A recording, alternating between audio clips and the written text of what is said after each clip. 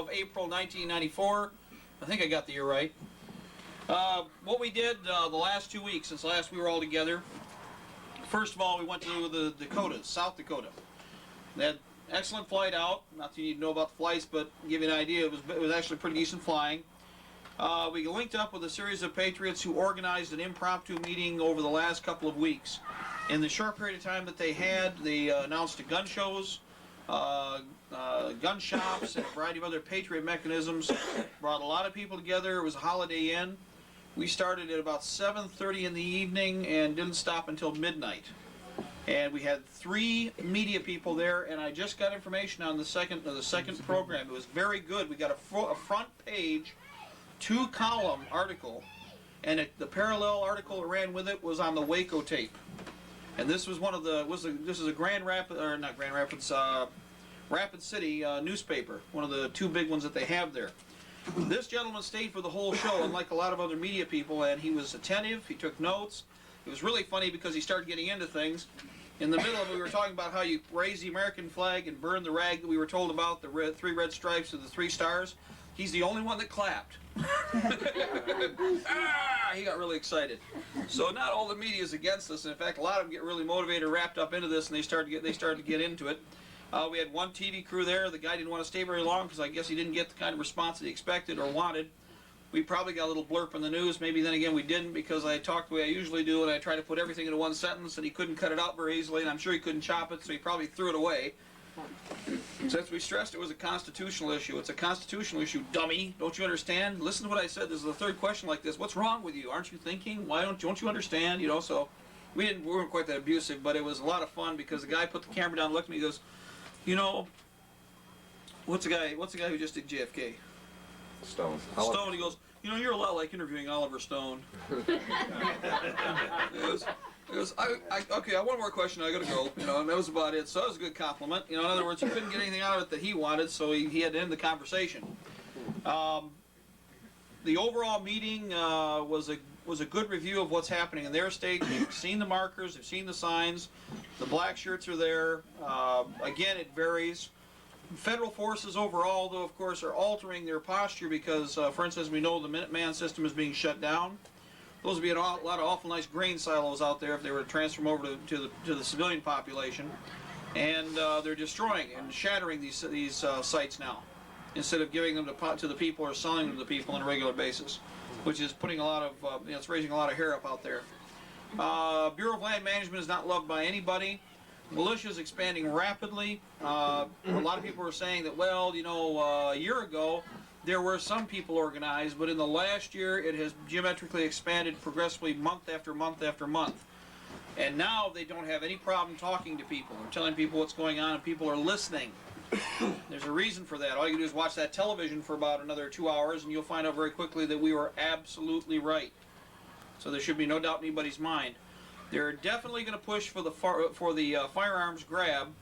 There's enough information from across the country that's firsthand, not third-hand. Somebody said that somebody heard that somebody thought they heard, but first-hand data where they're training extensively in house to house. They're training extensively in forced entry and no-knock search warrants. And we're seeing this in every corner of the country. The only reason people aren't finding it is if they're not making the effort to. Basically, they don't want to hear it. Now, I'm going to stress this again with everybody. If you have a person who's listening and you have a person who's attentive, treat that person like a gem. They're an equal. And very quickly, they might become a star that, boom, was off on their own anywhere. You don't know where they're going to go. On the other hand, if you have somebody who is just debating for the sake of debate, your time is precious and you cannot replace it. Ignore the problem and go on to somebody else. Okay? I'm serious. And you'll find sometimes they even follow you down a hallway or through a store or whatever. You don't need that. You've got other things to do. Those people will wake up in the morning with their bodies in the streets and then finally figure out that maybe something's wrong. You can't liberate other people. You can't free other people. If they're going to get out of this rut and if they're going to educate themselves, that's one thing. But you only have so much time that you can spend. Now, you know who your friends and enemies are too, and like I've said before, trust this back, the back of your neck. This thing raises up, the hackles raise up, there's a reason. The subconscious has already registered what's going on, it's just that the conscious mind hasn't kicked in yet. So use that. And with regard to dealing with National Guard, reservists, and active Army, if you are afraid to talk to military people, identify, put the packets together that you think are going to be best suited to that person, and drop them off anonymously. If you're really afraid to talk to law enforcement, do the same thing. Make up a packet, go there at 9 at night, zip by the mailbox, and have the kids do it even. Walk up to the mailbox, shove it in, and walk away. Or we'll leave it out. What we like to do is leave them on the windshield, underneath the windshield wiper. It's a nice place to find a VCR tape, and it makes everybody really wonder, you know, something this size. I did that this morning. The car alarm went off. Well, then they knew the tape was there, didn't they? Barring the car alarms going off. Well, if it's not a really nice car, it probably doesn't have a car alarm. But if it is a nice car, you might want to think about that. Watch for stickers first. Remember, it says, you know, this car protected by. Well, we've had good success with all of the anonymous systems we've used, and we've had a lot of fun with it too. The other thing you might do, and there's some people here that are with the Reserve Guard, or even some active, sometimes they're off duty that come in. If you can identify the window when they have a regular training date, then what I recommend you do if you want to inundate a whole unit all at once is if you can identify a Guard unit, you know what their training weekend is, prepare a series of tapes, maybe 10, 15, or 20 copies, mix them up, make it not just one tape, but several different tapes, get a bunch of literature prepared, get 5 or 6 people together, scurry through the lot. If you see somebody standing there, give it to them, put some of the stuff on the cars, walk into the building if you're bold enough to, walk right up to some people, say, here, or what my favorite is to go into the bathroom, you know, the library, and leave things wherever they can be found easily, but then also leave a tape or two where it can be found laying around. We do that at the bank sometimes. I have the most fun with doing the literature at the banks. What you do is you walk into the bank, and almost always they have the drop box out by the vestibule. Well, where it's sitting there, what you do is you look around, you write out a piece of paper, and you leave a whole bunch of the stuff laying there, and then you go get in line, which is what you really planned on doing. If you keep looking back, eventually you'll find the next person that walks up to the box and goes, he looks at it for a minute, and then he'll look around, then he'll read it some more, and then he'll look around one more time, and all of a sudden he'll go into the shirt, or into the papers, or into the purse. But what'll happen is their curiosity is picked, and they will carry it away. Somebody will carry it away. And it's fun to watch anyway, because people are always worried, wow, what if the owner's still here? Oh, I don't want to leave it, and I'm not going to, I really don't want to steal it, but I'm not really stealing because he didn't really worry about leaving it behind, did he? So away they go. That's a nice little anonymous bomb. You'll never know where it went. You'll never know how it goes, perhaps, but on the other hand, you might see him at a meeting like this, or down the road, you might see him in the next ambush, on the other side of the road, firing at the same vehicles you are, which is great. Hey, didn't I see you in Kmart? Oh yeah, that's where I got the shotgun. So it works that way, and it's really good. The Patriots out there are plain old folk. We had a lot of good guys. Husbands and wives were working together. A lot of kids. We had a good range of age group, you know, from very old, very young, everything in between. That's important because you want to try and make sure that you interlock the generation to get everybody together so everybody knows what's happening. Came back, not an eventful flight at all, in fact pretty dull. Actually one of the best flights we had was coming back on that one ever that I've flown. Nice smooth landing, not the last one, just the first one. The last part of the flight, it looks like they let one of the stewardess, it was a pilot for a day program, one of the stewardess did the final flight into Detroit. For a little while there, we thought it was Fate is the Hunter. We were going right over the spot where the other plane went the other way, remember, on the road. We were coming down towards that, and we didn't quite know where we were going for a bit. Pilot was having a heck of a time trying to figure out where the runway was. So anyway, obviously we got here. Next step was this last couple of days we were down for the anniversary of Waco in Odessa. Odessa's on the far western side, out towards the desert end of Texas. And it's nice. Actually, it was a nice area. We met some of the best Patriot units that we've seen, as far as small light units. Dead, cold, but serious. That's right. These people are all serious about it. They took they absorbed everything. They took everything we had to give them. They provided us with a lot of data. They are well organized. Can't emphasize that enough, because they're already into their teams. They've already got training programs going, and they're cycling people in and out constantly. They're heavy into their psyops. Yes. Yep. Psychological warfare, an excellent psychological warfare unit also. These people have been doing a lot of work in the area, and also moving to different parts of the state to try and organize other people. The meeting started again, about 6:30, 7 o'clock? 7 o'clock, we went on again till about midnight. We had a good crowd. The usual, unlike the other meeting up in South Dakota where the feds didn't have a great interest in us, we had our usual potpourri of cutthroats who usually don't last but 3/4 of the meeting. When they realize when we start talking about pushing them in the ocean and everybody starts clapping, they realize they're very much alone.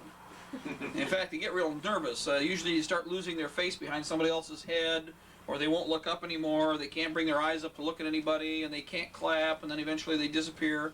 You know, they skulk out the back door or slink into the bathroom and then disappear after that. But the meeting as a whole was very good.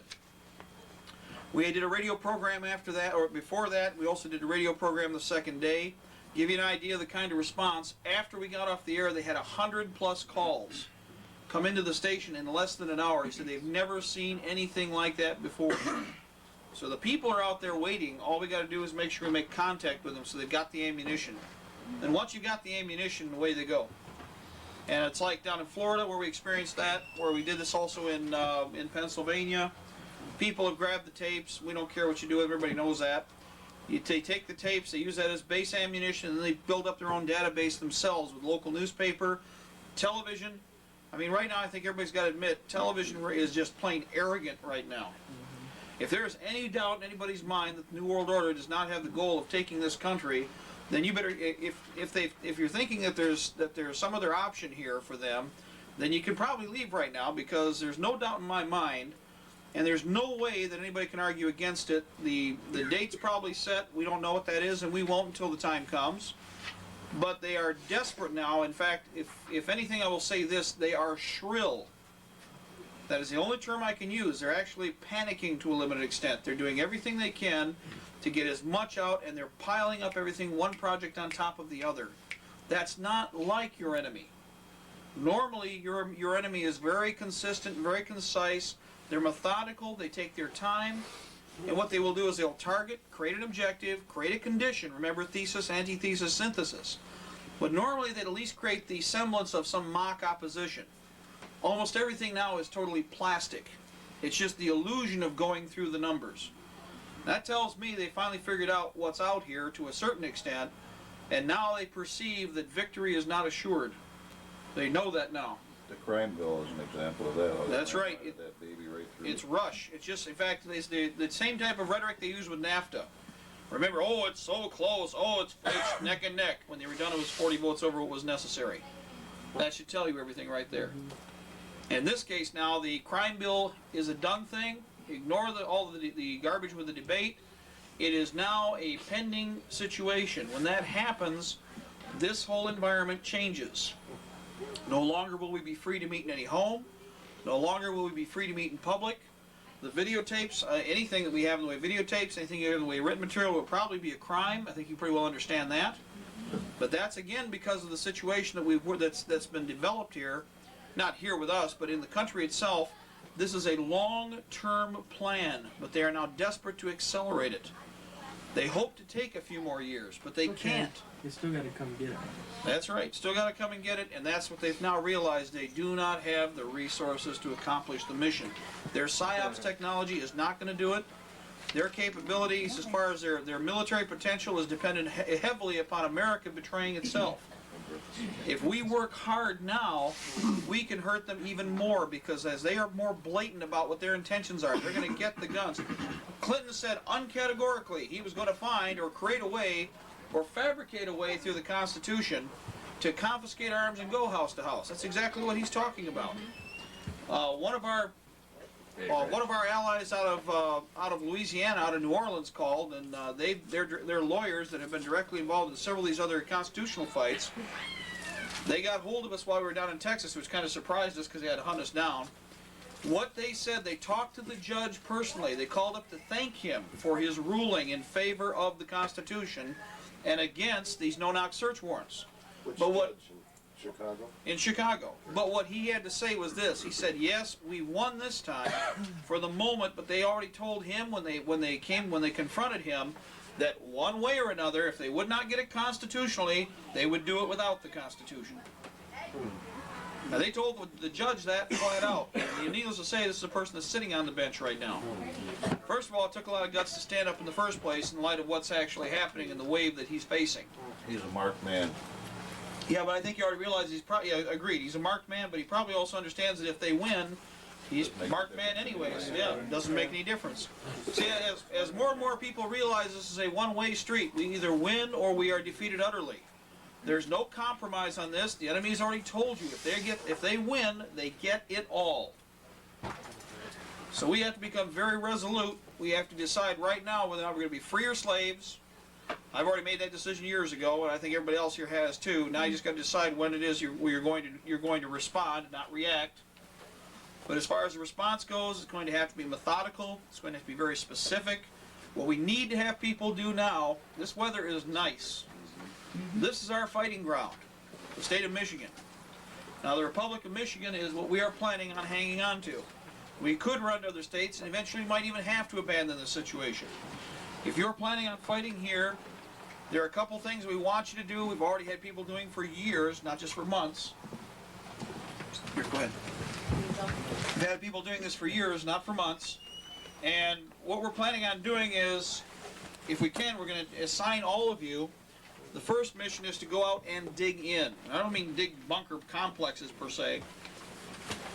We want you to go out to the outlying areas, pick so many miles away from your house or a mile away from your house in a secluded area. We want you to dig in and create a fortified position of some type, 1 or 2 men each, 2 or 3 in a network. We want them completely camouflaged over and leave them. Now, there are some rules we're going to explain there. Now, I saw this in this, people were asking about these people who were arrested. They thought it was in Florida. It was in California. People were on in a national forest out in the boondocks, and what they've been doing, they had dug positions, and they were apparently stashing arms and equipment. Well, we all know what that was about. They made several major mistakes that were flaws in the plan, though, and I saw it when I saw the pictures. Now, it could have been a propaganda piece. Remember, they know what's going on, and they know they can't stop all of this because we will termite their ass. If you got 1 million people out here doing this, you can't keep track of them. Big Brother does not have an all-seeing eye. That's an illusion.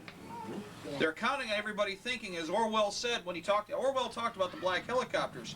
The black helicopters' mission was to go around and make everybody believe they could see everything. It's not that they could see everything. It's that everybody was terrified into dysfunction so that nobody did anything.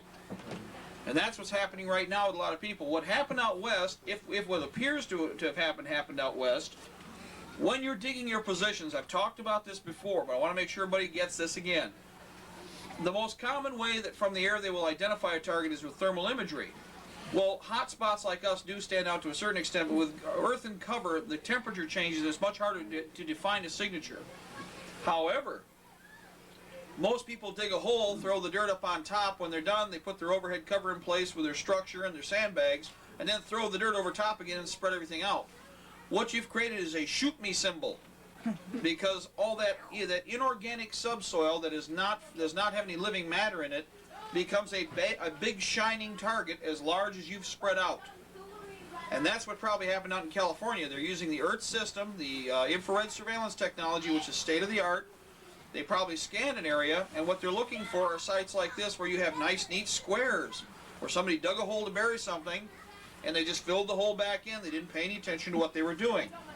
When you dig a hole, either take Visiqueen or ponchos with you, lay the ponchos and Visiqueen around the site to be dug, take the surface soil and literally sod it out, scab it out, and save it. Once you've done that, take the subsoil out, either fill the sandbags you're going to be using if you're fitting a fighting position, or take it and save it to be moved. Again, you can use sandbags for this. They're the easiest size container, or 5-gallon plastic buckets, whatever you got. When you're done, bring your position back up, camouflage accordingly with the topsoil, and using the original topsoil slabs that were on the cut, make sure that they're situated the same on the overhead cover, so that when they look down or when they're shooting down in a surveillance mode, they're going to get something that looks basically like what's been there forever. Now you can modify this with other organic materials such as fallen timber, rotted debris. You can also enhance the area by bringing in seed and actually developing from other material that's in the area, overgrowth. And you should think about that now. This is the time to do it. But once it's done, this will have that Star Wars lived-in effect, and you leave it. You may not use it this month, you may not use it next month, but I'd rather be a few feet underground than with my ass hanging to the wind above ground when somebody's trying to shoot at me. Also, these give you areas or rally points that your individual sections can use if you have to leave the house and go somewhere else. This will be an objective, a first rally point. Then you may have other rally points. For miles in all directions, there are positions like this right now around where we're sitting. All the way out to 10 miles right now that have been in place, some of them for years. And they're already there. And they look just like they've been there always, and in fact cannot be discerned from the air or from the ground now. They're grown in, they look natural, you can walk into them and disappear.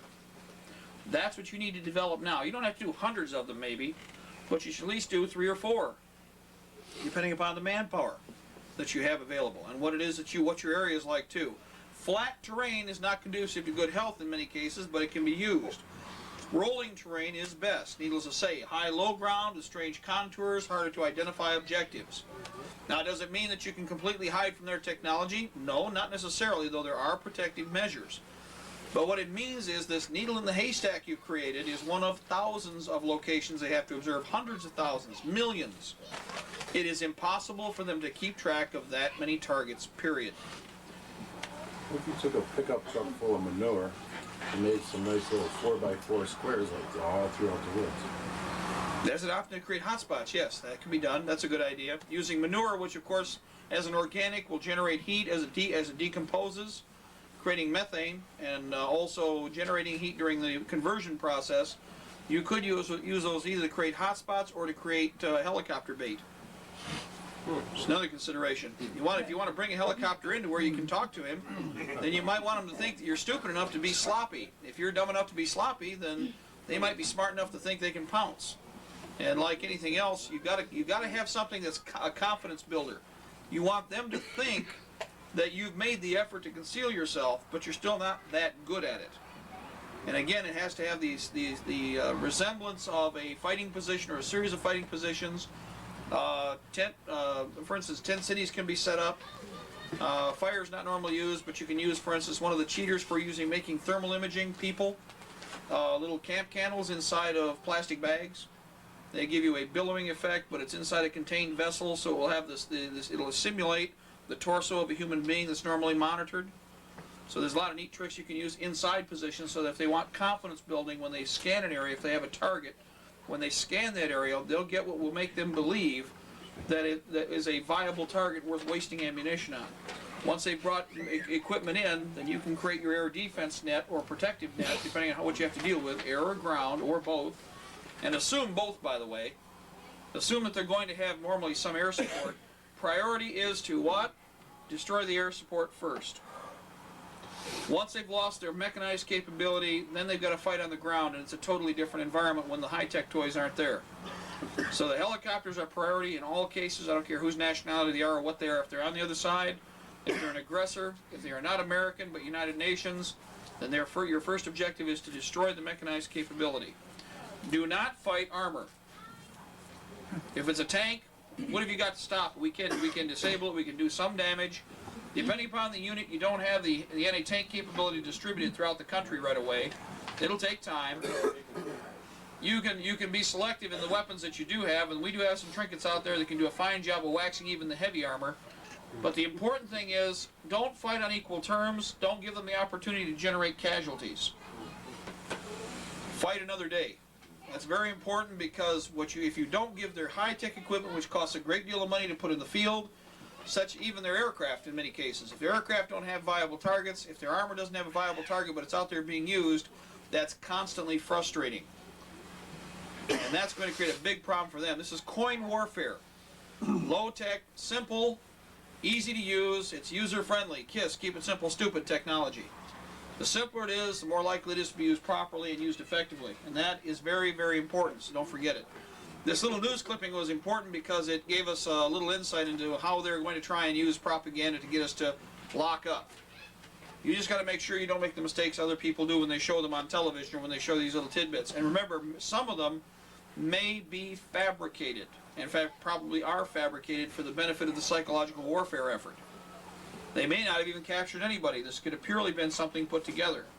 It's not the first time it's happened in the past, and it won't be the last time it happens. Now, the Texas excursion otherwise gave us good insight as to the general posture of the Texans. They're pretty well pissed off. The general attitude that was given to us, which I think everybody else has heard from other friends and relatives, is that they're embarrassed, and also they were ashamed because of the fact that they were all talked into and lulled into the same sense that everything was going to be okay that we did. Everybody agrees it's not going to happen again. Now, the most common question everybody asks is, well, when is the next Waco? Well, whatever it is, no matter what it is, if it looks like it's going to be the next Waco, it ain't going to happen. Okay? That's the most important thing. Now, one thing that we noticed in the last couple of weeks when there was an article, it's in the other room, Nancy was looking at it, this propaganda blitz on this gentleman on the western side of the state. That thing is being done. There are about 4 or 5 different versions of this being done all over the country at the same time in the same week, which means we have 5 Wacos instead of 1. In every region, they kept it compartmentalized. People outside of the Michigan area didn't hear anything about this guy in Michigan because we asked, did you hear about the next Waco up here in Michigan? Huh? Well, that's because it was compartmentalized. It was tailored for the Michigan region.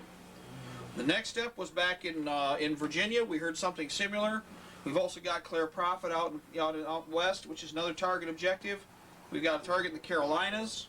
We also have a couple down south. What they're doing is keeping them compartmentalized. They could use more than one Waco, or as we'll say, Waco 2. The adventure continues.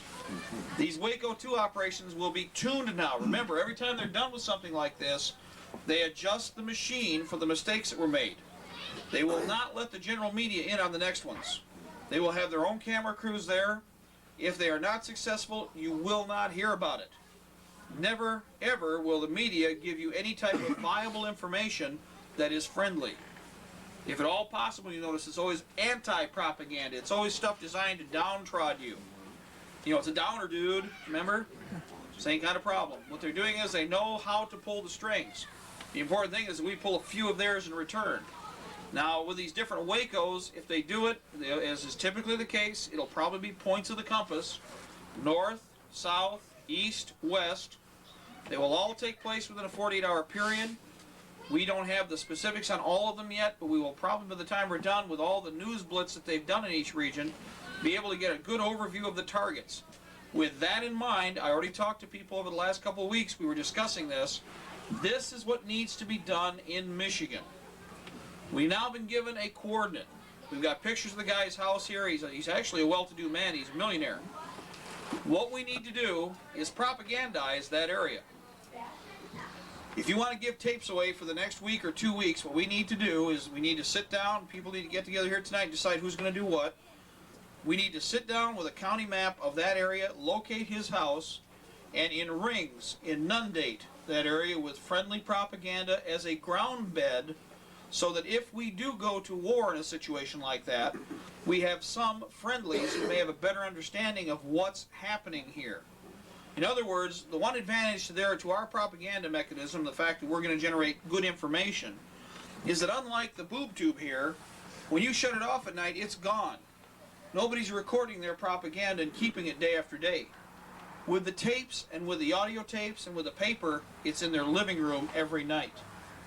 So when they see something on the news and somebody starts squawking with the propaganda machine, they go, hey, wait a minute, I heard this stuff. These guys, you got to see this tape. You've heard it 100 times over. You got to see this tape. This is exactly what they were talking about. Click, plug it in. And especially if the locals, you see how this would help considerably, if the locals come to the aid of their neighbor and they try to ostracize the locals, you now have a galvanized ally for life. See how that works? And by permeating the area with our propaganda mechanism, in other words, with our tapes, which is not propaganda, it's all, we try to keep it truthful.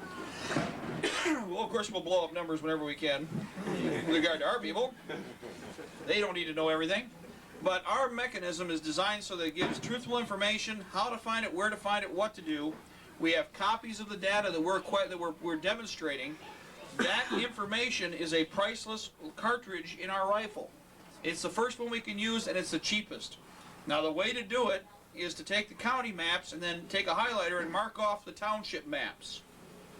Once you've marked off the townships, go to the target objective area, start with those townships and circle the larger towns and ignore them temporarily. The enemy, first of all, makes a greater effort with the propaganda machine here, okay, to get hold of larger communities. They also control the newspapers automatically, okay? Since they've already targeted the media, why are you going to try and fight in their realm? Why do you want to combat and lose resources or waste them butting up against a wall that you can't break through? Your best bet is to go to the outlying small communities, the places that have four corners, that have a gas station, video store, a grocery store, hardware combination, and a barber shop. We all know what the barber shop's good for, okay? And beyond the barber shop, there might be a lawyer's office, or there might be 2 or 3 realtors' offices, whatever. Go in there with 4, 5, or 6 different tapes, whatever you can afford as a group. I'd recommend doing 4 different objectives a weekend if you want to, or sometime during the week. Go in with paperwork, duplicate as much as you can, first of all the written material. That you make a lot of. Take about 10 or 15 people or 5 people, go to the barber shop, go to the hardware, go to the grocery store, go to the gas station, give each one a different tape, and then also inundate the area with administrative paperwork. How to, what to, where to, what is this all about? That's just like planting a bomb. If each person got a different tape in a little 4-corner town like that, I guarantee everybody talks to everybody else. The barber shop got 1 tape. Somebody comes in the barber shop and says, I got this really weird tape, Fred, you ought to hear about this, da-da-da-da-da. And the barber goes, well, yeah, I got one too. It's these guys in uniforms are talking about this military stuff. Well, that's not the tape I got. Oh, you want to see my tape? Oh, I want to see your tape. All of a sudden what's happened is they will intercommunicate and pass the data back and forth on their own. You won't have to do all the work, and you don't have to spend all the money. Now the important thing here is KISS, keep it simple, stupid, and we also are limited in resources. Your machine, and the machine we've always built up, has been very, very cost efficient. It's got to be a grassroots operation first of all. You can't, like I said before, you cannot free anybody. You can't liberate anybody yourself. They're going to have to liberate themselves. They're going to have to do it themselves. They're going to have to educate themselves, make a decision personally in their life whether or not they want to dig in more and find out more about this. But if you find somebody who is like that, that's a kindred spirit. Now you arm them as best you can. Now you've started them on the right path, and that's how this will work out. A few weeks later, you can come back into the area and inundate it with another little bit of propaganda again. Hit them with another target group. This has to be done, though, very quickly. The very fact that they wasted the paperwork that they did, there were 4 or 5 newspaper articles that were in the Michigan area alone. The Free Press included. Detroit Free Press, on the other side of the state. What that means is they're setting up a rolling thunder operation. They've done the carpet bombing with the newspapers. It was on we watched here 2 Saturdays ago, 2 Fridays ago, it was on the nightly news. Right. Special. Then who shows up that weekend? The Butcher of Waco, Janet Reno. What is she talking about? The 10 counties that they want to do the house-to-house search and seizures in across the country. It is no accident that they would time this way. Nothing is by accident here. This is coordinated effort. Sarah Brady was in here the same week. She was in Detroit. So this was all coordinated so that everybody gets that warm, fuzzy feeling that we got to surrender the Constitution. That's what they want. If you'll notice, they've said this several times through propaganda. They took a poll and 64% of the American people agreed we need to get rid of the Constitution and surrender it for a while. If you surrender the Constitution, you will never get it back. We know that. Or it's moot. Let's put it that way. It's irrelevant. So we're in a situation now where it's a great decision process. We've done very well with most of our efforts across the country. I will remind you that the whole tape, if you want to understand what really happened and why, if you question whether or not this doesn't work, we didn't advertise American Peril or a call to arms. Everything that we did with American Peril was all word of mouth, hand to hand, person to person, carried all over the nation. American Peril now is in all 50 states of the Union. It's in Canada. It's probably in Mexico. We know it's in Asia, Australia, New Zealand, Europe. Yeah, definitely in France because it was translated to French. It would be fun to watch that tape. And then on top of that, we know it went to other parts of Europe.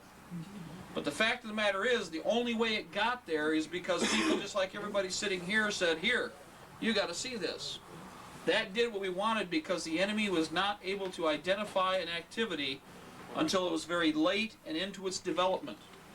So we're very deep into the aggressor. Instead of him having an understanding, because we didn't, oh, you got to see this on Channel 2. We got to buy time on the regular news media. First of all, they wouldn't let you buy the time. Second of all, if the media got hold of it and they realized they're perceived a real threat, they would fabricate an action against it. In fact, we got a copy of one right here on the tape that came out of Canada, where we definitely affected the Canadian situation. It was totally fabricated, but it was done in the classic form of attacking the... If you can't attack anything else, try to attack the messenger and fabricate the data, which is exactly what they did. But what that tells me is this. First of all, you never acknowledge an enemy if you can help it. That's the first policy of the government. Never give them any media coverage. That's free. Never admit that there's any kind of resistance out there, because what that does for other patriots is this. I thought I was alone. There's a bunch of guys out there. I just saw this thing on TV. Well, if they're out there, maybe there are a bunch of other people out there. That's why they don't tell you anything. So the very fact that they actually made the effort to do damage control and play little Dutch boy and put their finger in the dike tells us that we hurt them badly, and they're just now acknowledging it. In fact, I doubt that they really knew about this whole idea, about the way we did it, until sometime in the middle of December, when they've actually perceived what the actual base is across the nation. Because like I said, it's not one part of the country, it's all 50 states. There's no way we can stop it. There's no way that it will be stopped now. It's going to take time. Victory's already assured. There's just too many bodies against them. And now they're going to have to figure out how to bollocks the works up and do great damage against us. I mean, as I say us, I mean the country as a whole.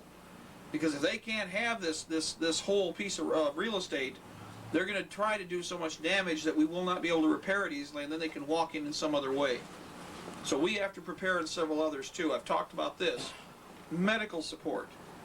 You've got to be finished with. You've got to be on a track to at least develop some form of medical skills. We want to see also some form of physical skills, carpentry, trades, whatever you can pick up, even if it's just general handyman. How to fix, how to work, how to do. We have to have a very broad-based population again. And that's going to take a lot of effort. That, in fact, is going to be very, very difficult in some ways, because the average skilled laborer is much older than the person coming up to replace him. You're only going to have a limited amount of time for all of you who are skilled to pass your working knowledge on to other men and women below you. See, that's the problem with what they did to our system here in the United States with regard to industry. They've created this massive gap in which we have lost an entire bed of technology that's needed to maintain industry here. The hands-on people especially. So that's where the teaching effort's going to have to come in. See, it's not just war effort. It's what are we going to offer when we're done? Because once we're finished with this, I'm looking beyond this now, we've got to be able to sit in on government. We've got to be able to sit in and demonstrate industry. It's going to have to be small industry. We're going to make sure that never again do we centralize to the level that we've allowed these monsters to, because that's been part of our demise. Smallest is bestest. We disperse it. There's no way you can destroy any single part of the industry, because the industry is distributed throughout the nation. That is the safest way to ensure any kind of production under any conditions. Natural disaster, war, anything else you can think of. Those two cover most everything. Natural and man-made is about all you get here usually. And there's divine intervention. We're expecting that down the road, okay? So, other activities, the tape that we just got back from Gulfport is just an extension of what we have already seen, but there are now over 2,000 vehicles on the site. How many people watched the videotape? Okay, everybody got a chance to see the bumpers are marked, the windshields are marked. There is no doubt in anybody's mind that this is United Nations equipment. Okay? Now, if they are continuing with this, there's one thing I will make mention. I believe that if they've allowed us to see the trucks, that this is the old story of watch this hand, whoops, you missed these, didn't you? And that's exactly what they're doing. They've allowed us to see equipment that certainly is vital to their resource, or to their forces, but is not the only resource that they have. It's been keeping us busy, some of us busy, not everybody, while other activities are taking place around the nation. And there are many other points than just that one. You think that's why they put it by a major freeway or something, so people notice it easy? Well, sometimes the best place to hide a thing is in plain sight, remember. Most people, how many people have told you, well, I know what those are. Those are Army surplus vehicles, and it's just the government getting rid of some of their old trucks.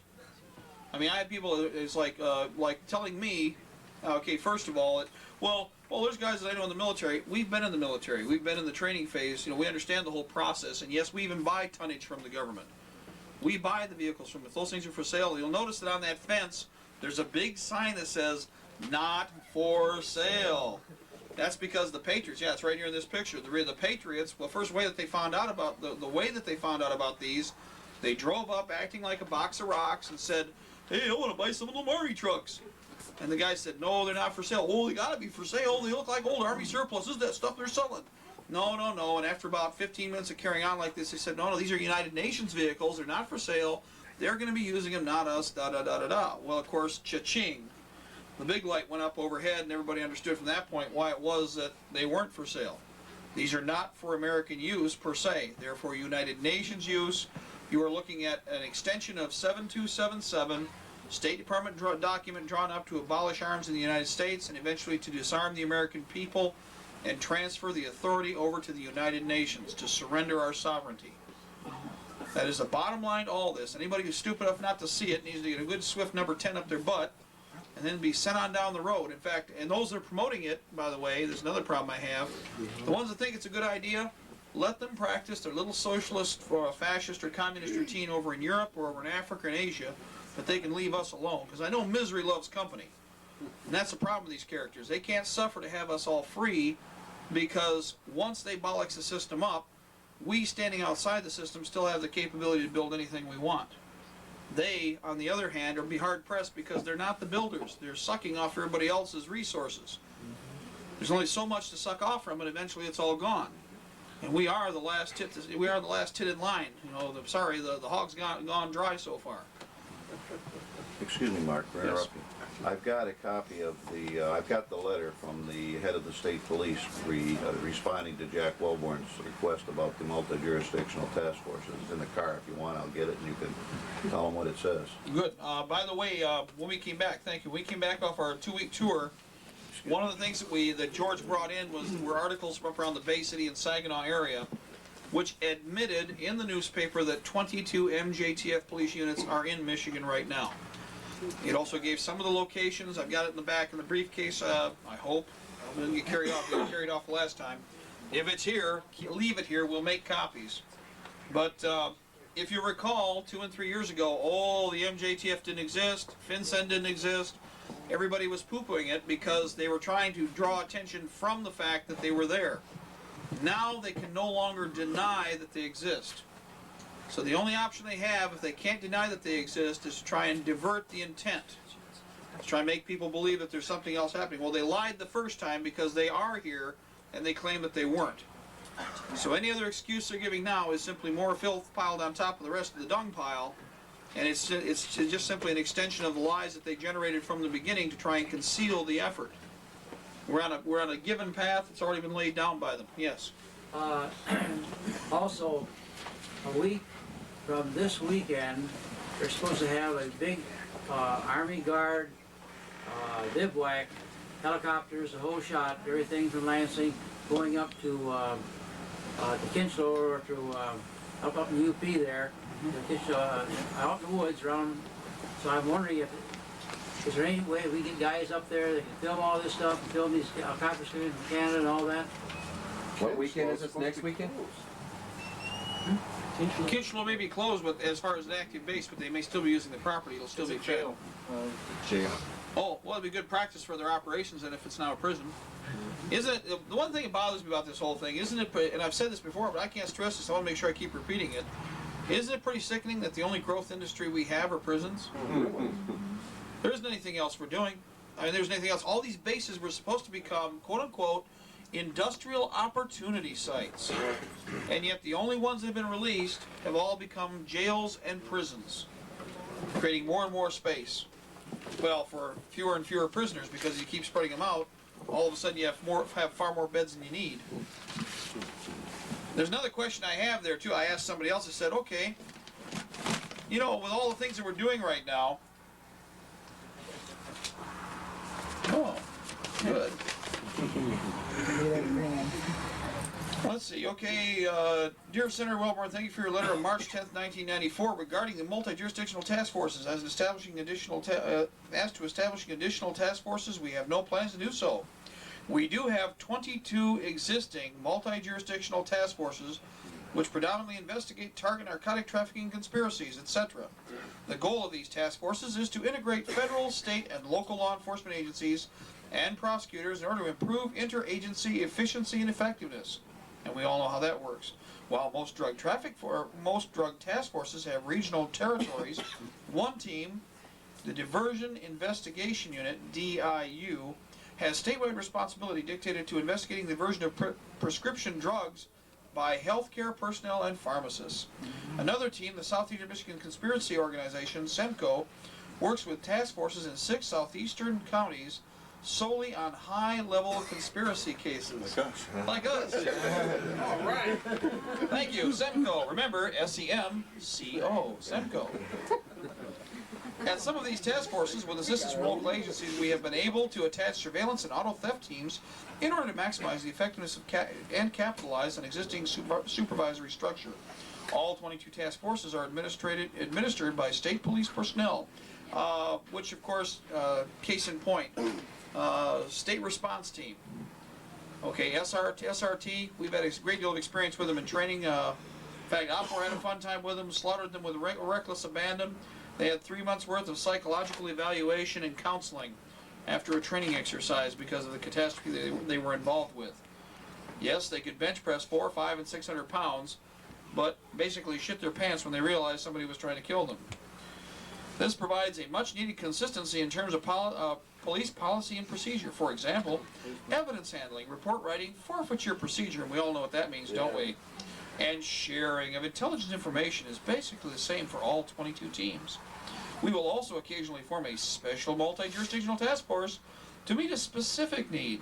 The House Fiscal Agency investigation, for example, was conducted by a task force comprised of state and federal investigators. The state police investigators were assigned from established units, and they will return to their primary duties when that investigation has been completed. I hope I have addressed your questions. Please contact me if additional information is required. Okay. No problemo, dudes. The nice thing about this is now what we can do is use this as a target base. If all else fails, follow the money through public data. We follow the money through public data, we can find out the locations of the sites that they're using that may be clandestine for collection activities, what specific units are involved. Within a short period of time, at least especially with this, because SEMCO, that helps a great deal. That by itself is what we needed. As long as you know the SEMCO is in existence, I guarantee that throughout the state budget and the federal budget, you would find data, particularly those, and it will not take long to identify the units attached. So this letter is priceless. Of course, these don't exist, by the way. For the last 2.5 to 3 years. That's right. When you were talking about them, you were nuts. That's right. I'm crazy. 2 years ago. Bring some copies next weekend for us. Mark's got one copy now. But I mean, bring them up too. Excellent. Yes, we need. You made copies of this already? Well, you've got one in that stuff I Good, gave you. okay. It's on the back of one of those. But Thank I'll get copies to you. Now, if there's 22 in Michigan, how many are there nationwide? Right. Uh-oh. Got a question, Mark. Yeah. I heard somewhere that Linda Thompson is calling for an armed march on Washington by the militia. September. Do we have anybody have a copy of that?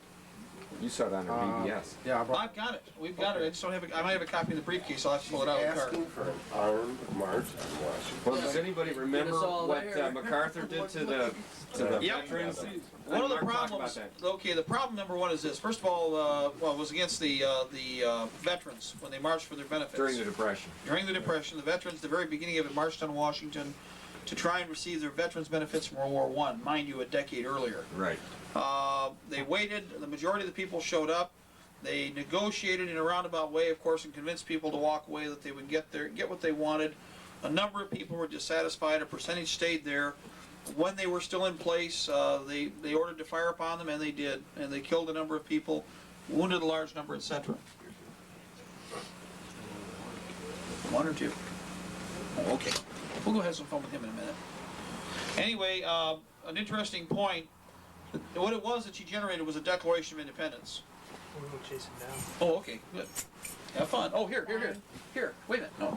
Oh, I have to give him a tape. Yes, you gotta give him a tape. Give him a couple That's tapes. not what I had in mind. Well, no. Jeez, Paul. Here, it's a tape. Yeah. Anyway, case in point, the Declaration of Independence was issued, was generated after the hostilities began. It was not in advance of Lexington and Concord, so there's a problem with that. This is premature.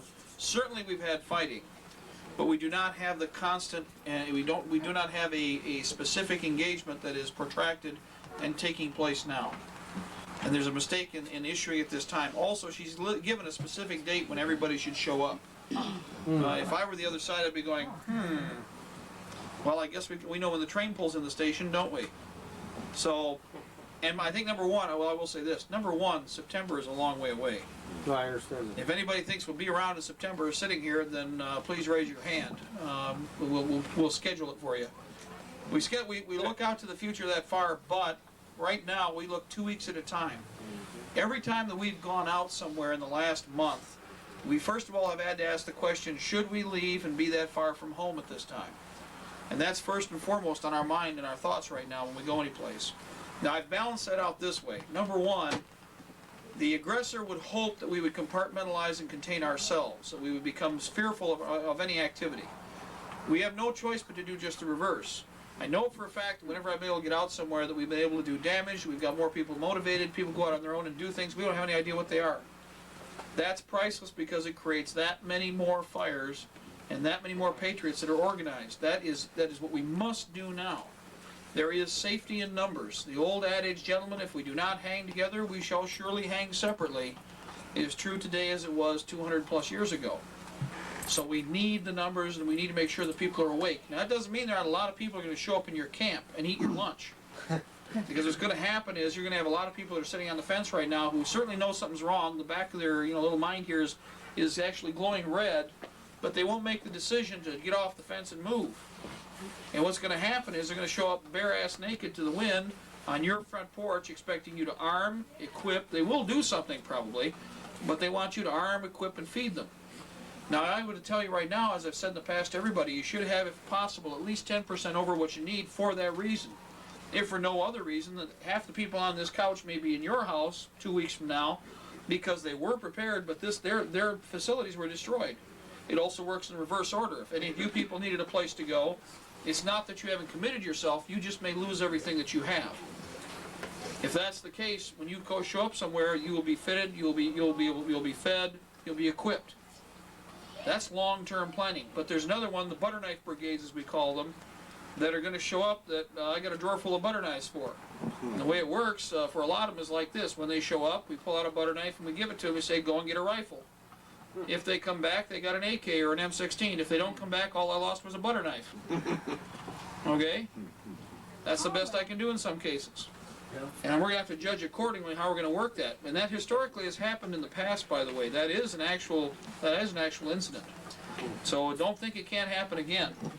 One of the things I think everybody's seen, we've been all over the country, and trust me, when you go west of the Mississippi, the first thing everybody asks is, do you know where there's any primers? You know where there's any ammo? There isn't any ammo at the gun shows. They describe the gun shows in Texas to me. This is what happened. This is what happens at every gun show they're going to now. The two biggest ones are right off the interstates. When you pull off the interstate, it takes an hour and a half to 2 hours to get off the expressway, to get into the parking lots, to get to the gun show. Once you get in the parking lot, it takes an hour and a half to get through the line, to get to the door, and they put 6 ticket lines in a row, and it's a solid wall of people. Once you get into the gun show, but what they're saying, it's just asshole to elbow, excuse the term, but it's just solid bodies, left to right, front to back, and he didn't even get through 2 rows before you're either exhausted or there's nothing to buy.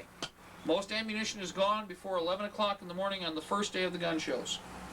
That should tell you something. Whatever's there, it's gone. Gun show in Midland last weekend, no ammunition. Yep. No primers either. The good part I is, wasn't there, but he just said no ammunition. well, the good part is the ammo's all gone somewhere. What that means is that it's not in a central location where it can be confiscated immediately the way it was before. Now what's happening is the ammunition is just tactically dispersed and it's in the hands of the Patriots. You're going to have to find several billion rounds of ammunition. And in fact, I got into this conversation with somebody who was basically reporting to somebody else when he started making all these comments last night on the phone. We were at the office. He said, well, what about machine guns? You don't need a machine gun. How much ammo can you carry? What you need is something you can hit somebody with at long range if possible, but how much ammunition can you carry and who's going to resupply you? Now, it doesn't mean if you don't capture something, you don't carry it away. But right now, concentrating on hitting them with the biggest, nastiest thing you can find at the greatest distance so they bleed out before they ever get close. That's my concern. I don't want them coming to visit me and bother me. Then he said, well, you know, like, how many rounds should you carry? Well, whatever you're willing to carry. Now, some people had a problem with what we look at as evacuation loads. My personal attitude is lots of ammo, and a little bit of everything else. Okay? And if I can get grenades, I believe in number one, the spirit of the bayonet, and I thoroughly believe in the poor man's nuclear device, you know, a hand grenade. Because you can saturate your way across a battlefield if at all possible. Trust me, it works. And not only that, but everybody's scared snoutless of them anyway. They're pretty indiscriminate. They take everything with them when possible. Yeah, homemade Semtex. Okay. Okay. Now, the consideration here too was then we were talking about a variety of other heavy weapons. Well, there are a variety of things that are out there. People have already got them. Some people are making them. I don't want to know about it. Okay? If it's out there, it'll show up on the battlefield. We know the potential. We know a lot of creative people are out there, and they've been doing things to take down things that have rotary wings on them for a long time. Some of them used to fly in them. So they know exactly what it takes to knock them down. Trust those people. Okay? Now, with regard to standardization on weapons, if it will put a bullet down range, it's a good rifle. Okay? If it will put a hole in something, it's a good weapon. If it's what you can afford, that's fine. Diversity is going to save us here because were we all standardized on specifically just one caliber throughout the country, what would you do if you were the other side? That's right. Knock it right down and make sure it was never made again. Instead, because of the wide range of arms that are available and because of the different types that we have on hand, we can draw from different ammunitions at different times if we're short on the battlefield. We'll be able to draw certain weapons into the conflict and withdraw others until munitions are produced or until such time as we may have replacement weapons for them. But that'll all depend entirely upon the condition. And that's something a lot of people haven't thought about. It's nice to have a diverse number of cartridges. It may be a nightmare for supply if you were a regular military, but we're not a regular military. Anybody here's got a couple $1 million in the back pocket and a few factories to let us know about? Raise your hand right now. Oh well, I guess we'll stick with our original plan. Okay, that's how it works. But again, as much as you can afford, ammunition is a perishable item. There's a finite amount of it out there. As we told people back when it was $60 and $70 and $80 a case to buy it, and everybody said, "I'll get some down the road." Yeah. Well, yes, you will now at $150 and $200 and $220 a case. So now, what I said before is happening. You have what this is a war for free resource. You have a finite amount of material, which is a cap line. The aggressor has understood for years how to manipulate your lives by creating shortages, as in fuel, shortages as in food, shortages in virtually every area. Well, in this case, they also understand limited resource, value goes up. If you have to spend more for less, you don't have as much out there that they have to worry about. The problem is they reacted late. They figured they were going to give us just enough to get us killed. Now we have certainly enough to win. In fact, more. And what's really happening now, they finally figured out, probably they saw a couple of our tapes because we blabbed all over the country, that's why primers are becoming scarce. Because we told everybody, get hold of primers, get to the reloading, because reloading wasn't hit yet. But once you have reloading capabilities, you have your own factory. We got everybody in this room, if we brought everybody's reloading capability to bear in one place, we could do virtually hundreds of thousands of rounds a day. Because we would simply work out the production processes, we'd have quality control supervisors, and we could crank out the ammo that would be needed. It'd just be a matter of raw material. That's all there is to it. So we have the capability, and it's dispersed. Again, reloading is just like every other category we're working on. As long as it's spread out, we're safe. Centralized, it could easily be decapitated and destroyed. So we've got to maintain dispersion, especially with our armaments and especially with our soldiers. Lexington and Concord is the key. They went after Lexington and Concord because they were the only two viable targets they could find where they had specific treasonous information from Tories that were inside the system. The ATF went out after, well, I mean the Redcoats went out after them. And when they went out to confiscate the weapons, and they showed up, the first time around, the Patriots were on the green. They got fired up. Some of them were killed. They got to the second location, though, the town was empty. Everybody had fled with what they could grab, and the Patriots were converging from miles around, and there was no way they could stop them because nobody knew where they all came from. From every tree, from every hillock, from every place where there was a pile of stones, the bullets sailed. And that's a really bad experience for somebody on the other side when you got this nice, neat, impressive uniform force with these neat red or black uniforms and all kinds of high-tech garbage, and you're driving along and all of a sudden you go, ooh! And you never even hear the...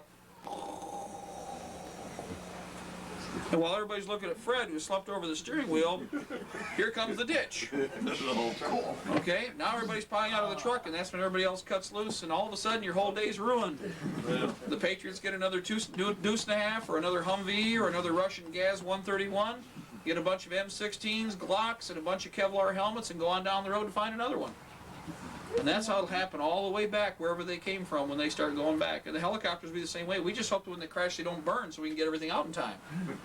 That's our biggest concern. You know, it's like, helmet, yuck, here, you take that one. Socks. Yep, socks. Take the socks. He's got some good underpants, too. Look at those underpants. I haven't seen them that good for a long time.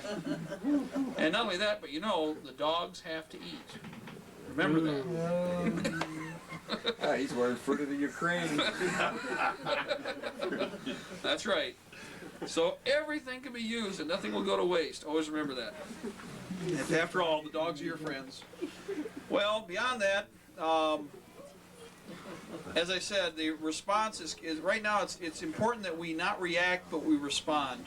I've been hearing a lot of debate. One of the things I tried to put a cap on right away, there were a lot of questions about other Patriot people in the Patriot Movement. Certain personalities are out there. I didn't waste any more time than I absolutely had to, and I'm going to say it again right now. The important thing is to stress, attack the enemy. Attack the enemy. Attack the enemy. Ignore any contention amongst the Patriot element. Ignore it completely. We cannot afford it. Because with that, the enemy smiles. And that will stop and put dead in its tracks right now. We've got to stop that before it gets started. Okay? In fact, somebody else wants to discuss in our personal circles, but in meetings like this or anything else, no. The only thing we have to worry about, we've got a foreign invader who's trying to usurp the Constitution. Their objectives are obvious. Their actions are obvious. It will be genocide against the American people, beyond a shadow of a doubt. In fact, if you look in the United Nations Charter, they still have a eugenics operation. They still have a eugenics division. And their objective is the planned extermination or the planned refabrication of the social structure of different parts of the planet, and they plan on heavily engineering us. Okay?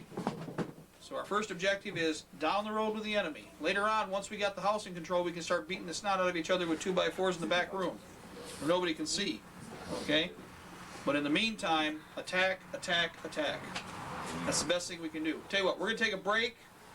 Anybody, wait, before we go to take a break, anybody got any questions? Because there was some stuff. Go right ahead, in the back first. I'm looking for my Indianapolis photographs, the concentration camp. Whoever has got them, I'd like to have them. Okay, the Indy photos, wherever they are, we got to have them. They're in a yellow envelope. They're in a yellow envelope. Okay, they're right there. Okay. What you mentioned, the Thank stock you. market, and I've heard rumors, there was a blurb in the Toledo paper about 13 days ago on the new money. Oh, thank you. Yeah. Benson tomorrow night is supposed to be saying something about the money, by the way. Oh, nationally. Nationally. We haven't heard any more than that. Not tonight. Not We well. had heard rumors or something was supposed to be said today. But Well, there's two different pieces we had. We did call the one number from the office that was supposed to be the information line, and it was basically telling people to have their investments shifted over from one group to another by today. So what specifically that's involved with regard to the different portfolios or packages, we're not sure. It sounded to be legitimate. they want two currencies, one to operate outside the United States and one to operate in the. I wish I would have brought this from the Toledo. There was a Blade. piece, well, interestingly enough, to follow that up about an internal and external currency, there was a piece that was in the Reader's Digest that somebody had pointed out to us. I've got a copy of that in my briefcase right now, in which they made a little comment that $300 billion in cash is circulating Only 9% of that is in the United States right now. That the rest of it is outside the country. Incidentally, Mark, we heard that they're going to pull 100 out of circulation. Okay, that Supposed to be number. I'm going to get this as many places as I can to make sure everybody understands this. Nancy remembers this because I was involved directly when the embassy fell in Iran. You'll notice that they're talking about this money being produced by the Syrians and the Iranians, and it's counterfeit, but it's really good money. That's a crock. It's not really good money. It's our money. It was printed by us on our own machinery. What it was is back when the embassy, before the embassy fell, Central Intelligence Agency, I know we had a lot of guys working there, Central Intelligence Agency had a U.S. Treasury machine, one of the old printers, in the basement, along with all the paper currency, the paper they needed, currency paper, and spare plates. When they took the embassy, we were talking about this for years after it happened. What they would do is when the CIA wanted to bribe an informant or pay off a government official or the military, they'd crank out the currency right there. And the only reason they had that little flaw on it, and the flaw is not major, in fact it would be considered acceptable by press standard with the Treasury, is so they could identify the flow of the currency when it was used. And it was respected and it was accepted by any bank anywhere in the world, and it was known that it was being done because we knew about it in intelligence circles. Now you can ask Nancy, go back and ask her about that. What they're doing is, it was the excuse, remember, thesis, antithesis, synthesis. This is going to be one of the several excuses they've tried to get the currency out, and they are going to do the hundreds anyway, we know that. But this machine was provided by us when they took the embassy over. What happened is, I'll relate the whole story, refresh everybody's memory. When they took the embassy, they captured everybody, they thought. Right. But there were 3 people that they didn't find right away. 2 of them were women. And one was a black gentleman who was back inside a chamber, inside another room. What happened is, when they took the embassy, they thought that it was a closet they were looking at, and what they had to do was cut through every door. What you do is, when your embassy's being taken, it was fortified. You roll the blast doors shut, and every room becomes a bunker. Well, what happened is, they thought they were looking at a closet, so they brought out the cutting torches on a daily basis, and they opened this up, and they found out it was a hallway. They cut another part, and they found it was another room. They found another door and realized maybe they better check that out. Well, they found this guy back there with a shredding machine and all this other equipment, and for 3 days straight, he'd been shredding papers. Just loading hour after hour after hour, because he thought he was doing his job. He's the only black man. If you remember, the Ayatollah tried to create a racial split. No, he's the one they wouldn't let out. Wouldn't let out. Right. Of all the blacks, remember they let all the blacks go? And there was one black guy. Everybody said, well, why didn't they let him out of there? This is why they didn't let him out of there. He pissed him off because he was doing his job. And he'd been doing it for 3 days straight. You can imagine the pile of paper. He was shredding and burning everything. So the money came from that site. This presses came from that. If they broke a press plate, they had spare plates on site, so they even had what they needed to repair the machine. Another thing that's been going around, Mark, is that they were going to be doing maneuvers down on the Gulf Coast and yes, in the Virginia. It was supposed to have happened today, and then it come out that this may be false information. No, we got it from a DoD printout. Although if they've decided to alter it, that's at their discretion. It's called Agile Provider. Right. 94. Okay, yeah. Here's the original. I want to discuss it. Okay, we'll put it on the. Do we want to neutralize some of the numbers on here? No, Okay. don't neutralize it. Okay. This was generated 13 April 1994, ACC 94-59. AC units participate in joint training exercise. This particular document generated from Langley Air Force Base, Virginia. Langley. CIA. Members from 11 Air Combat Command Wings will join about 40,000 soldiers, sailors, and Marines for a 20-day joint forces exercise dubbed Agile Provider 94. The exercise, sponsored by U.S. Atlantic Command, runs from April 22 to May 11. In addition to U.S. forces, units from France and the Netherlands will participate. Exercise sites include locations in North Carolina, South Carolina, Florida, Georgia, Arkansas, which is an off-the-wall objective, and Virginia. Why Arkansas? Think about that. Agile Provider improves joint operations and command and control, forcible entry, and air, ground, and maritime special operations. Now, specifically identified was forcible entry operation. The exercise scenario is airborne and amphibious forces evacuate U.S. and United Nations humanitarian aid workers from a hostile foreign nation while helping a friendly country in the same region restore stability in the United States. Oops, I'm sorry, I'll correct that. Stability of its borders. Okay, that's page 1. Was there more? I think there was. Okay, there's the second page. Thread 32 of 32, representing 1 of 1, page 2, ACC News, 04-1394. According to USACOM officials, ACC units participating include 12th Air Force Headquarters, Davis, Montham, AFB, Arizona, 355th Wing, Davis, Montana, AFB, 1st Fighter Wing, Langley, AFB, 416th Bomb Wing, Griffiths, AFB, New York, 7th Wing, Dice, AFB, 4th Wing, Seymour Johnson, AFB, North Carolina, 23rd Wing, Pope, AFB, North Carolina, 20th FW, I think that's forward, that'd be, Fighter Wing. yeah, Fighter Wing. Correction online here. Shaw, AFB, South Carolina, 347th Fighter Wing. Moody, AFB, Georgia, 314th Airlift Wing. Little Rock, AFB, Arkansas, 7th Air Command and Control Squadron. Kessler, AFB, Mississippi. Most participating ACC aircraft will fly Agile Provider missions from their home stations, said Major Barbara Carr, Agile Provider Joint Task Force Public Affairs Officer. Page 30 N. Put that on the tape Mark, so they've got it. according to Cooper, this is disinformation, whether it means anything or not. Okay, that's the word. I heard that. We suspected that somebody broadcast something like that to counter it. The important thing is this: anytime that we have a message that can be sent out, we can verify it ourselves, and we don't have to rely upon a central source. Once we have a warning to this, we can identify the specific units and identify whether or not they're active. With regard to the units, I've got a piece in my briefcase. The Dutch have already been operating in Florida for quite some time, and we've got an article that was put in one of the local papers about Dutch practicing house-to-house search and seizure, and it was photographed. So there are a number of activities there. We've got to have everybody, this is another thing, just to see what kind of PR pieces they generate, everybody needs to watch their local papers. Strangely enough, while the big papers are just basically the same old song and dance and dog and pony show, the little papers have been picking up a lot of the AP articles that are special, that have been generated, that are fillers, that have more data in them than most regular news articles would have. I'll pull the piece out on the Dutch that we picked up a month and a half ago out of the briefcase here in a second. Okay, anybody else? Question? Along with that, Russia, Canada, and the United States are doing joint In Russia. No, they're doing them in Alaska. Well, I heard over the radio that there's Americans in Russia right now on joint exercise over there. They're doing a joint pararescue mission in Alaska, and they were bragging in the article that it was the first time the Russian flag will have been flown on U.S. soil.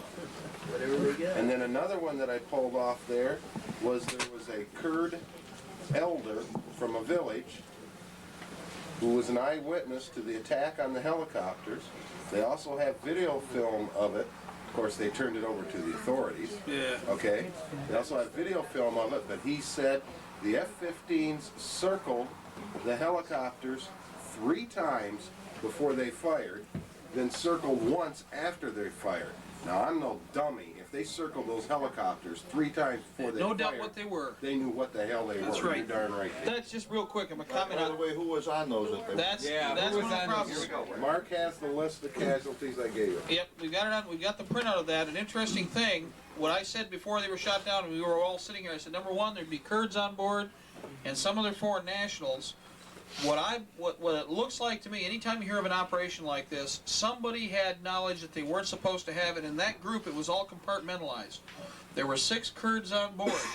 I want to correct everybody when you think that the Kurds are a bunch of Bedouins with rags on their heads. The Kurds are some of the best technical advisors that Iraq has. Many of them have been college trained. They have 2 full Kurdish divisions in the north that are not against Saddam, but are in favor of Saddam. They are equivalent to the Republican Guard with regard to armaments. Almost everything they have is state-of-the-art. When the war was over in Iraq, they completely retrofitted these 2 units, and they've got now state-of-the-art that Russia's been sending in since. Now they've got the T-80 and the T-72. They've received a mass amount of air defense equipment. And in fact, some of it was already videotaped, and C-SPAN did a little blurb on it talking about the Kurds that nobody knew about. The Kurds are also directly involved in a lot of the technical operations, such as their nuclear field. Now think about it. One of the reason they had to stop American forces from going into Iraq is because you had 400,000 plus Americans who could read English well. American soldiers, like World War II, walk in and eat your lunch. They carry away the kitchen sink. They've carried away Hitler's silverware at the end of the war. If it wasn't nailed down, it was walked away with. Imagine 400,000 reading intelligent Americans walking in and finding all the documentation that shows where the technology came from before the war started. It was all in English. That's why the United Nations sent most of those quote-unquote advisors in to find out all about Saddam's nuclear capability. They weren't looking to find anything that they didn't know. They were sent in to get all the data out so nobody else would find it. They were what we call spooks and kooks. Their job was to go in, acquire, and destroy. Notice that you've seen very little printed from their nuclear field batteries. There's very little printed from any of their research sites, and there's nothing in any technical journals about what Saddam Hussein actually had. Why not? After all, the technology he was using is not state-of-the-art. It was older generation technology that was offered at a bargain basement price. Uh-oh. So what probably happened is you had 6 Kurds who may have had a very good idea of exactly what was happening inside Iraq. They probably even thought they were doing somebody a favor and walked out with something that nobody else had. And I can just hear the conversation. You're like, okay, Colonel, you got those guys? Oh yeah, sir, we got all of them. We got everybody. I mean, be more confident than that, but yeah, okay, Colonel, do they have all the papers? Oh yeah, sir, they've got all the paper. Okay, you just load them up and we'll take care of everything. We'll see you in about an hour and a half, Colonel. Mark, the helicopters hadn't been on the ground 30 minutes. Yep. In the rescue teams or whatever the hell you want to call them were already at the on site. Securing it. The other thing here too, now there's been an argument that they may, and the videotape would have told us, there was a question as to whether or not they were flying Blackhawks or if they were flying Hinds. It makes no difference. That debate is irrelevant. The reason I say that, you have an AWACS command and control facility nearby. With AWACS in the air, you don't monitor. It's not like an old headset where you're monitoring one frequency. You monitor thousands of frequencies at one time. So what was happening here is even if it was a Hind D that was, say, a covert warfare weapon, anything that was being done in the northern Iraqi theater was automatically monitored by the AWACS, and the AWACS could transfer any data to any other aircraft in the air. There's no way that they could conceivably have any type of error or accident with regard to this. Because if the pilots in the 2 aircraft that were shot down were talking to anybody, even if they were talking to each other, they weren't talking in Sephardim, they weren't talking in Zensuni or something, they were speaking in English. Sure. And even if they were in the other, you've got linguists on board whose job it is to get paid very good money, they're in their highest ratings, and their job is to monitor all of the different languages that are there in the process too. So they wouldn't be stupid, they're not idiots. There isn't one person down to the shop, even the non-patriots, that are buying this. The problem is that it's not even, well, of course we don't really want to see it kill friendlies from the other side, but the problem is not the 6 Kurds that they killed, and I could give a shit less about the 6 United Nations personnel, but the fact of the matter is that the puppies are finding out that nobody's special. If those were special warfare people, they all found out that even when they were all safe on the helicopter, it was time to have little black dog for lunch. Well, one of them that went down was one of the most decorated Green Berets in the Army. Spoke 11 languages and had been a Green Beret since Vietnam. And Too much. He knew too much. Yeah. Well, rule number 1. There's a first rule everybody should understand. It's not an active war. In wartime, all people are expendable in theory with regard to command and control as far as the command's concerned. But in this case, most everybody who's into the inner circle of special warfare right now know what the New World Order is all about. But every one of them has been talked into the thought that they're the special people that nobody will touch. Once they win, these will be the golden puppies.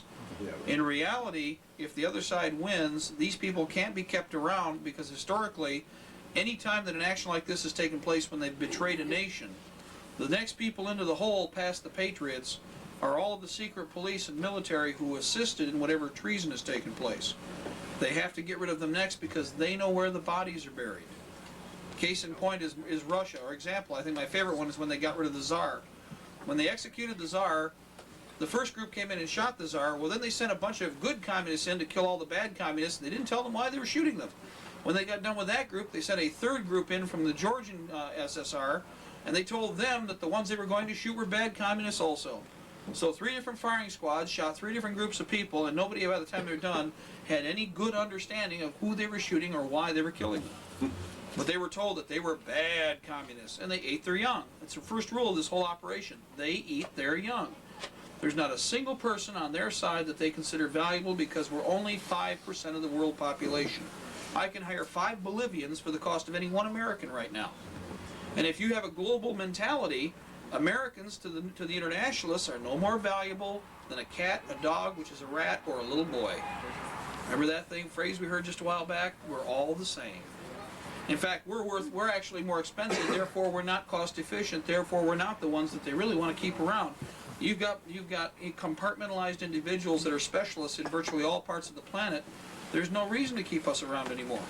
We're a failed experiment because we're too efficient. We actually are generalists. You can drop most of us in almost any job and do what needs to be done. That's very dangerous if you're trying to control populations. And if they don't have enough exercises going on, now I just this morning read they've got another joint exercise going on with predominantly NATO countries in the Med, in the area of Italy. Yeah. You know, they got all that stuff going on in Bosnia, and they're having exercises. I mean, it doesn't even make sense. What happened to the vest? Oh, okay, the vest. We haven't got a hold of Charlie yet. We'll have that. Oh, wait a minute, hold on. Anybody who is here, remember, we put the money together for the vests. We'll get a hold of Charlie either this weekend on Sunday, or we'll find out next weekend, because he said it was the end of the month. The person will have the rest of the Kevlar. So, next meeting, by the way, do we, okay, wait a minute, I need my calendar. I'll tell you what let's do, first of all. Oh. Tomorrow. Okay. One of the other things for anybody who wants to go, because we're gonna have a break and we're also gonna have to split up here. Tomorrow, map reading course, 2 o'clock. Okay, 2 p.m. Location. Adrian. In Adrian at 29. generated an excellent document that if you don't have it, you had better have it. What they did is they went back through the original session. Now, we knew there were some funky things about the GCA 68. The Gun Control Act of 1968 is word for word a duplicate of Nazi Germany's 1931, 1933, and 1938 gun laws. Right. Now, it's important because the only thing that they did, they didn't even change the italics. And in fact, what they did is a survey. They went to the senators involved. They tracked down who it was that got a copy of it in German. In fact, I think it's right there.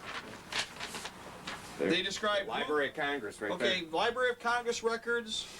Thomas Dodd was the individual who was involved.